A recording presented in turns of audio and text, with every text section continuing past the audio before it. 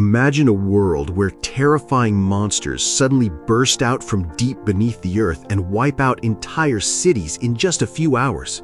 The story opens on a mountainside where a desperate family runs toward a heavily fortified bunker. Behind them, massive creatures charge down the slope. Their only hope is the bunker door, but it remains locked from the inside while the people outside desperately pound on it. Just as the monsters are about to reach them, the door finally opens.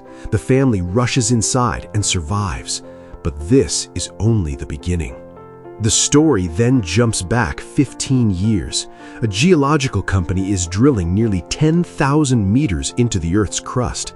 As the drill reaches an unprecedented depth, strange disturbances appear on monitoring screens.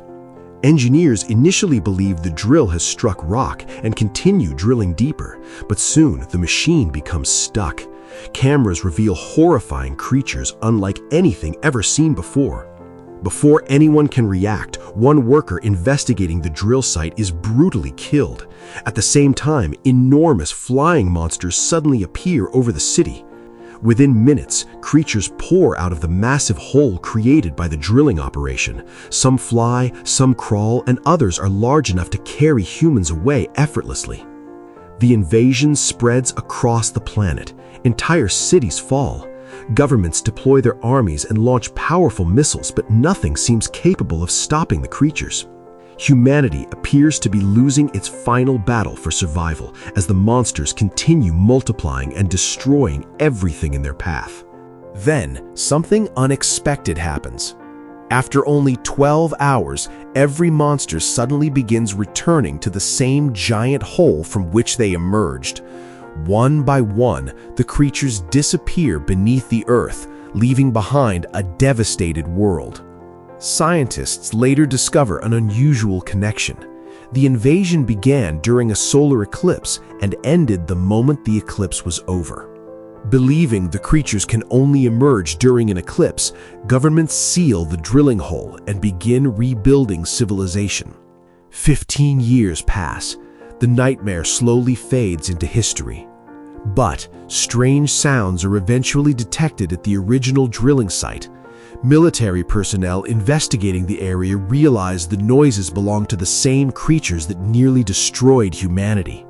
At the same time, David is living a normal life with his son Tim when he receives a terrifying phone call from his friend Robert.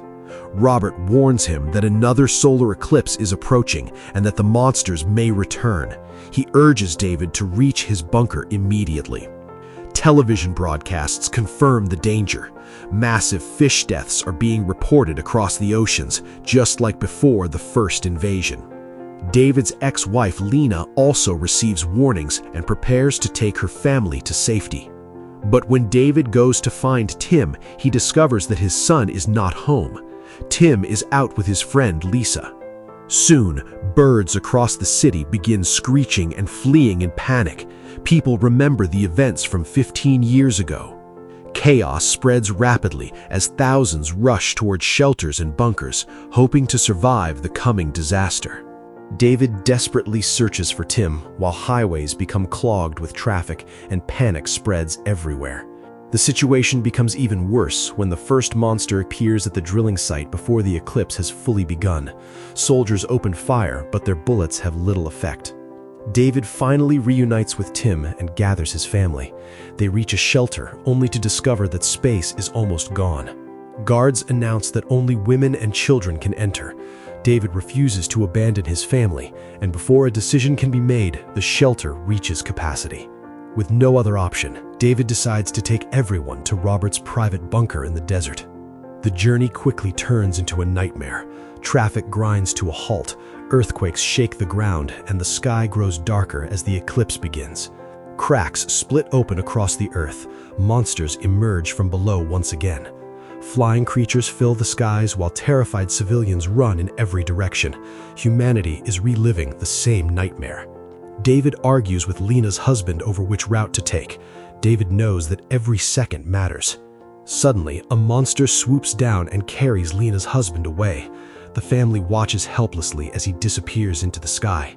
David immediately takes control and drives through a dried riverbed to avoid the chaos. At one point, a pursuing creature suddenly stops and refuses to move farther, as if something ahead frightens even the monsters. Their fuel begins running low. Searching abandoned vehicles, David discovers horrifying scenes of victims left behind. While looking for another car, he encounters an elderly man hiding nearby. Together, they remain silent as a monster passes dangerously close. The old man later sacrifices himself to distract the creature, allowing David and his family to escape. As the eclipse reaches its peak, monsters spread across the world once more. David finally reaches Robert's bunker, but the heavy door refuses to open. Inside, Robert is being controlled by an armed soldier who refuses to let anyone enter. Meanwhile, the noise outside attracts nearby monsters. They race toward David's family as the bunker remains sealed. Convinced they're about to die, David prepares to fight. At the last possible second, the bunker door opens and everyone rushes inside. Once safe, David notices the mysterious soldier immediately. Something about him feels wrong. During dinner, the soldier reveals that he was present during the original disaster 15 years earlier. He personally witnessed thousands of deaths at the drilling site. He also reveals a crucial detail. During his escape, he fell into a deep pit filled with salt. The monsters would not approach him. David realizes Robert is secretly trying to warn him about the soldier. Eventually, the truth comes out. The soldier is not a trusted guest at all. He arrived injured, gained sympathy, then seized control of the bunker at gunpoint. Before anyone can react further, a snake-like monster crawls through the ventilation system and attacks. Chaos erupts inside the bunker. David manages to take the soldier's weapon while everyone fights for survival. Lena kills the creature, but Robert's wife is bitten during the struggle. Her condition begins worsening immediately. Everyone fears she has been infected. With monsters surrounding the bunker and no medical help available, the group is forced to consider leaving their only safe shelter. The soldier reveals that he has a hidden vehicle nearby and says the only safe destination is a military base connected to the original drilling site. With no other choice, the group prepares to leave, and Robert hands David a container of salt, believing it can stop the creatures. Escaping through a back exit, they cross the valley. Along the way, Lisa gets trapped by a monster disguised like a statue, but David rescues her just in time. By morning, they reach the hidden vehicle, but another swarm of monsters closes in. Realizing the infection is taking over, Robert's wife sacrifices herself to distract the creatures, allowing the others to escape.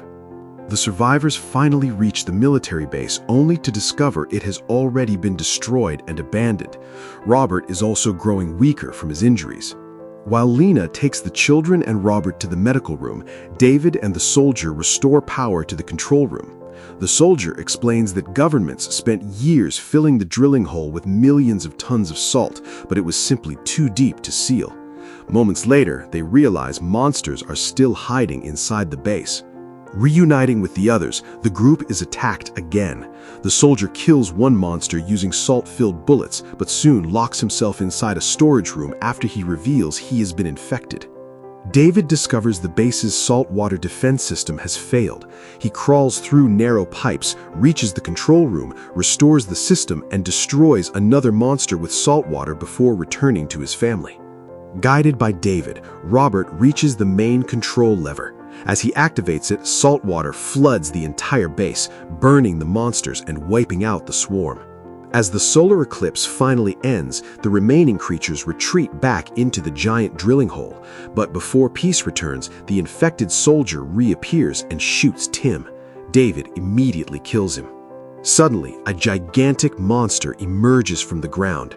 David and the survivors quickly create a salt bomb, and as the beast breaks into the control room, David throws it directly at the creature. The explosion burns the monster to ashes, ending the invasion once and for all. David and his family survive. The eclipse ends and the monsters disappear. Although humanity wins the battle, the world they saved has been left in ruins.